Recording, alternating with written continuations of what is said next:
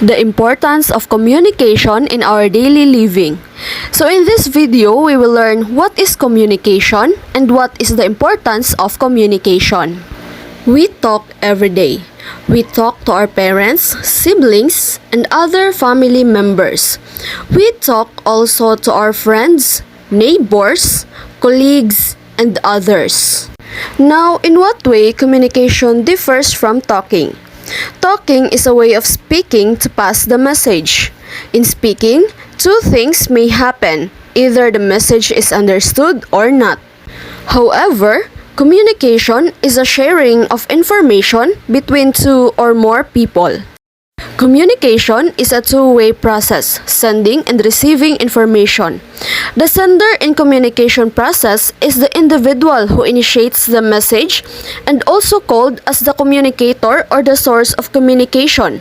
The sender might be a speaker, a writer, or someone who merely gestures. The sender is an individual, group, or organization who initiates the communication. The sender is initially the responsible for the success of the message. The receiver. The receiver in communication is the listener, the reader, or observer, the individual or the group of individuals to whom a message is directed. The receiver is also called as the audience or decoder. In order to have a successful communication, the 7 major elements of communication process must be observed. First is the sender. The sender is the one who initiates the message. Second is the message. The message is the content of the communication process. Third is encoding. Encoding is a process of converting data into a format required for a number of information process needs. Fourth is the communication channel. The communication channel is the mediums through which you can send a message to its intended audience. Fifth is the receiver. The receiver is the audience or the decoder. Sixth is decoding. Decoding is a process of interpretation and translation of coded information into a comprehensible form. Lastly is the feedback.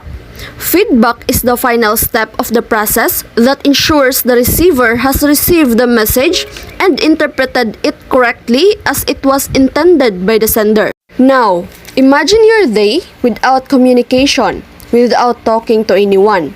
Is it easy? Is it difficult? Is it boring? Or you found it interesting? Communication is the basis of all relationship.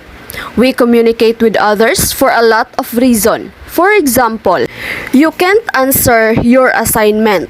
You will call your mother or father and beg for a help. We also need to talk to our friends and classmates, asking about their day, asking about specific topics, and etc. Now, without communication, we can't build relationship between each other.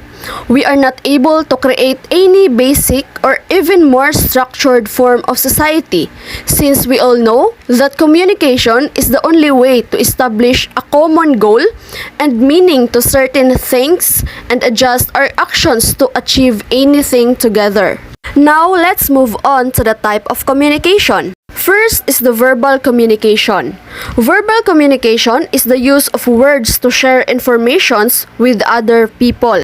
There are 4 types of verbal communication. First, the intrapersonal communication.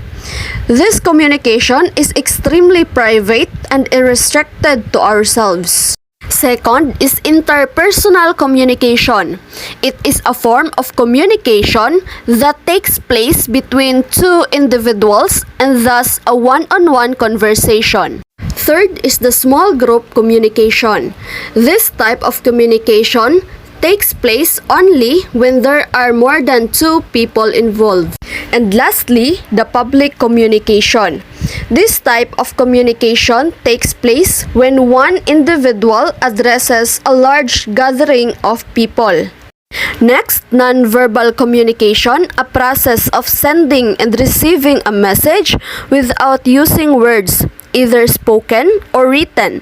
Non-verbal communication types includes facial expression, gesture, proxemics or personal space, eye gaze, haptics, appearance, body language, and others.